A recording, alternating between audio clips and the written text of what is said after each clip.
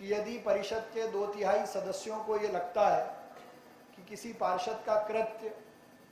या उस पर आरोप या उसके दोष इतने गंभीर हैं कि उसका पार्षद बना रहना निगम हित में और शहर हित में नहीं है, तो मुझे लगता है कि उस कानून का सदुपयोग आज सदन में होने वाला है।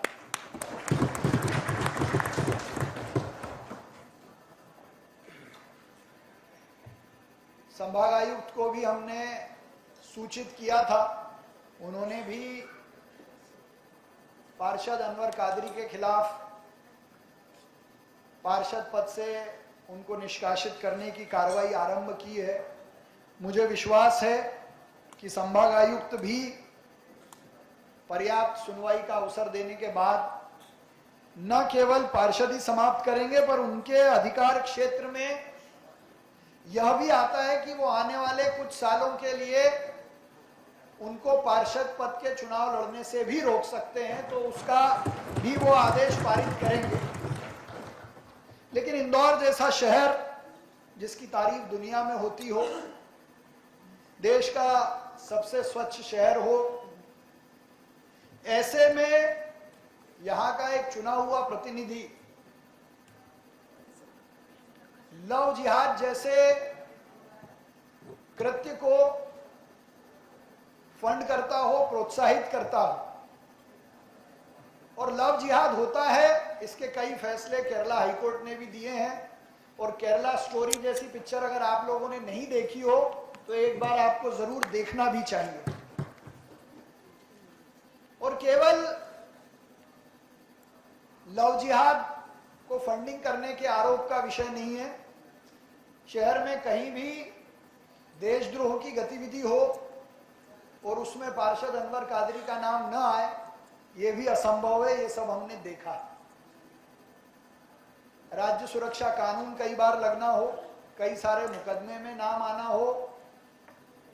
बंदूक का लाइसेंस जम्मू कश्मीर से जारी होना हो, ये सब कृत्य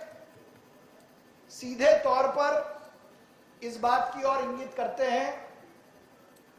कि उनके इन क्रियाकलापों से न केवल इंदौर नगर निगम की, देश के सबसे स्वच्छ शहर की छवि भी खराब हुई है। और स्थिति गंभीर तब बनी जब इन आरोपों के बाद उनकी फरारी भी देश भर में चर्चा में रही, और उनके फरार रहने के कारण जिस वार्ड के वो पार्षद हैं,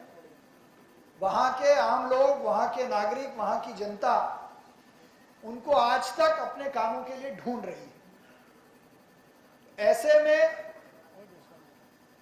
यदि पार्षद का जेल में रहना और फरार रहना भी इस बात को सिद्ध करता है कि उनकी पार्षदी रखने का अब कोई औचित्य नहीं। जो जवाब उन्होंने जेल से लिखकर भेजा है वो भी केवल भावनात्मक है, तथ्यों से परे है। इसलिए सदन में जिन पार्षदों ने इस प्रस्ताव के समर्थन में बात रखी है, मैं उनका धन्यवाद करता हूं। लेकिन इससे बड़ा विषय यह है कि जब जब भी पार्षद अनवर कादरी पर आरोप लगते हैं, आरोप सिद्ध भी होते हैं। ऐसा नहीं है कि केवल आरोप लगे हैं, कई प्रकरणों में दोष सिद्ध हुआ और सजा भी हुई है। और जब ये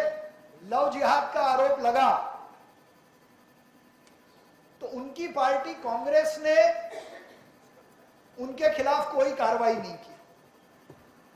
और आज भी विपक्ष के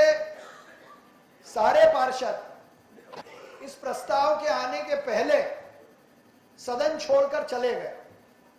तो मैं इस सदन के माध्यम से मध्य प्रदेश के विधानसभा के नेता प्रतिपक्ष, हाँ क्या बोल रहा है, कांग्रेस पार्टी के प्रदेश अध्यक्ष जीतू पटवारी, कांग्रेस के राष्ट्रीय अध्यक्ष और उनके नेता राहुल गांधी से ये पूछना चाहता हूं कि क्या कांग्रेस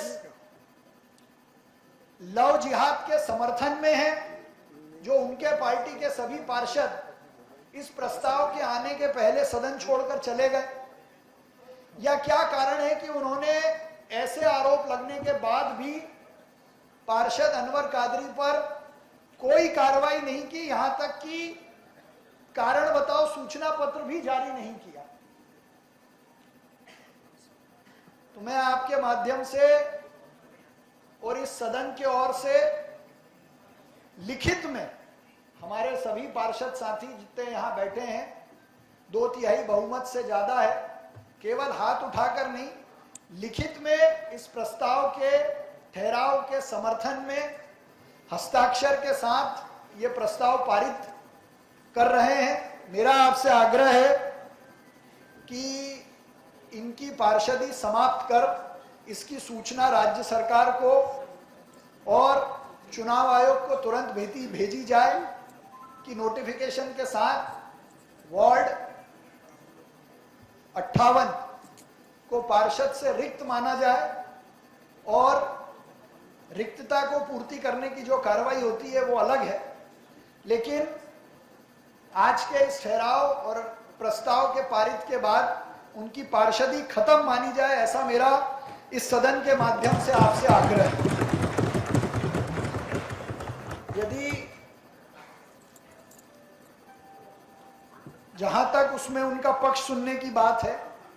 फरार रहना, सदन में नहीं आना, लेकिन उसके बावजूद हमने उनके घर पे भी नोटिस सर्व कराया है, जेल से भी उनका लिखित जवाब आया है जिसको आपने रिकॉर्ड पे लिया है, और ये इस सदन का अधिकार है कि वो 2/3 बहुमत के आधार पर किसी की भी पार्षदी गंभीर आरोपों पे कर सकती है। तो हम ये प्रस्ताव आपके समक्ष रख रहे हैं और मैं पूरे सदन से चाहता हूं कि इसका हाथ उठाकर, ताली बजाकर और लिखित में भी समर्थन करें। हाथ उठा दो भैया साहब। जय श्री राम, जय श्री राम। महापौर जी ने जो प्रस्ताव रखा उसको सभी सदस्यों ने ध्वनि मत से और हाथ उठाकर और लिखित में भी उसकी बात करने की कार्रवाई करने का कहा है। यह प्रस्ताव पास किया जाता है 2/3 बहुमत।